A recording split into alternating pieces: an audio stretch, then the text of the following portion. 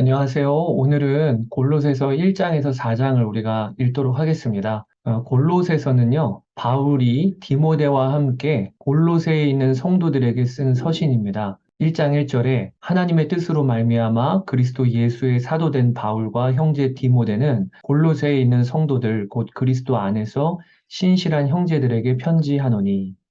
바울은 이 골로새서를 기록해서 두기고의 손에 들려서 편지를 보내게 됩니다. 지도를 통해 보시면 바울이 로마 감옥에 있을 때 옥중 서신 중에 하나가 골로새서입니다. 그리고 이 골로새서가 두기고의 손에 의하여 전달이 되어지죠. 에베소서와 함께 같이 갔을 것이라고 추정합니다. 여기 지도에 보시면 골로새 바로 옆에 또 라오디게아가 위치해 있음을 여러분이 보실 수가 있겠습니다. 그러면 골로새 교회는 어떻게 세워진 교회일까요? 바울이 3차 전도 여행 때 에베소에서 3년 동안 사역을 하지 않았습니까? 그때 에바브라라고 하는 사람이 예수님을 영접하고 바울의 제자로서 훈련을 받다가 그가 골로새라고 하는 지역에 가서 세운 교회가 골로새 교회입니다. 이 에바브라는 골로새뿐만 아니라 라오디게아까지 복음을 전하고 그곳에 교회를 세운 아주 바울의 동역자여 또 제자였던 것이죠. 이 골로새는 에베소에 비하면 작은 도시였고요. 바울은 이 골로새 지역에 가본 적이 없었습니다. 그런데 바울이 로마 감옥에 갇혀 있을 때 골로새의 감독인 에바브라가 찾아온 거예요.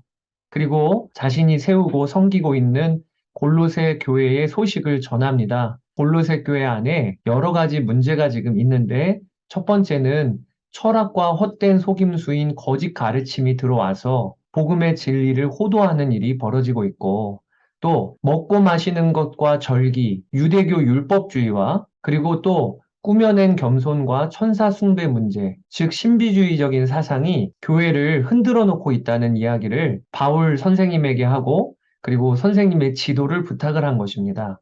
이에 바울은 거짓 교리의 위험성을 경고하고 또 무엇보다도 예수 그리스도의 우월성을 강조하여 여러 헛된 가르침과 또 신비주의로부터 흔들리지 아니하도록 교훈하고 권면하는 글을 쓰게 된 것입니다. 이 골로새서는 골로새 교회뿐만 아니라 바로 옆에 위치한 라오디게아 교회에게도 전하여서 읽게 하도록 바울은 부탁을 합니다. 우리가 앞전에 읽었던 에베소서와 골로새서는 두기고의 손에 들려서 전달이 되어졌던 형제 서신 혹은 쌍둥이 서신이라고 볼 수가 있겠는데요. 왜냐하면 이 두 서신서 다 비슷한 구조나 주제가 있기 때문에 그렇습니다.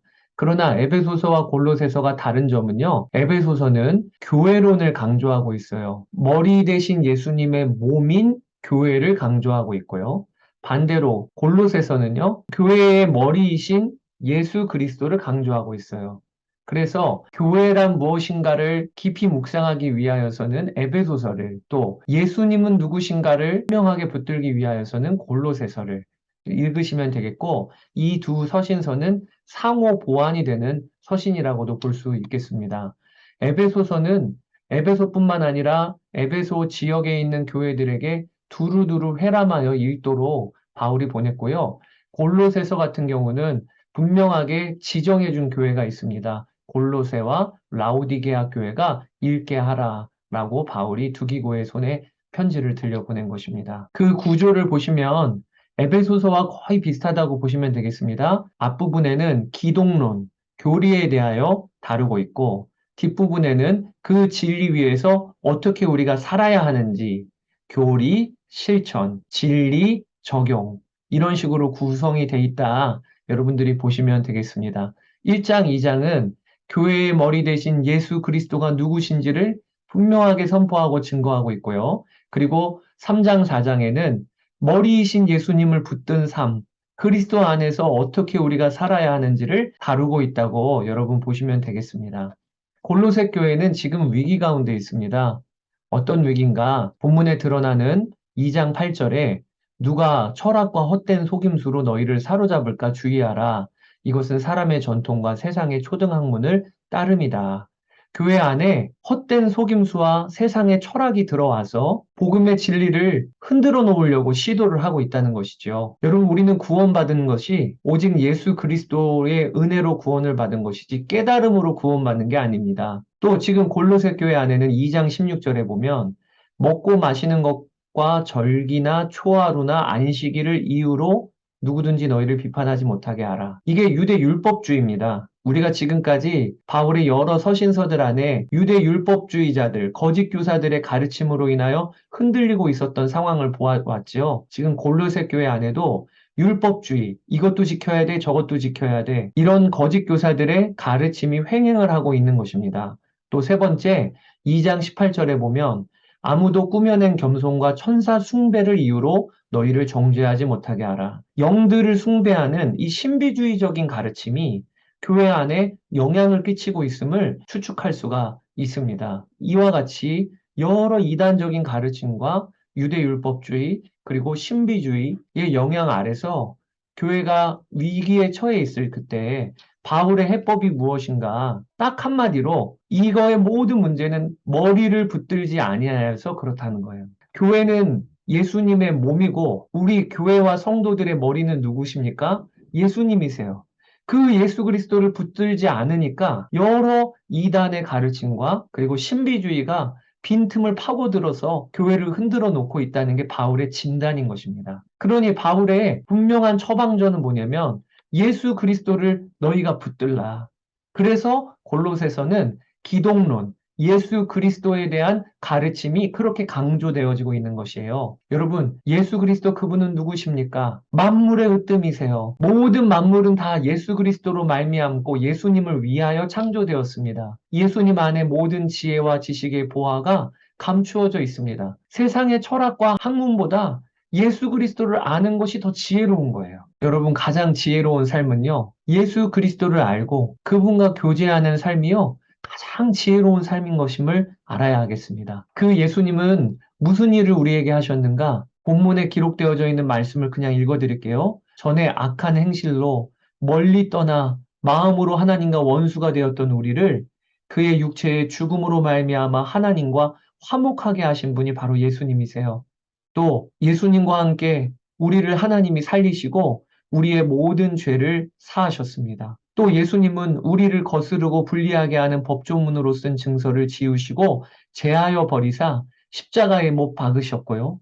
통치자들과 권세들을 무력화하여 드러내서 구경거리로 삼으시고 십자가로 그들을 이기셨습니다.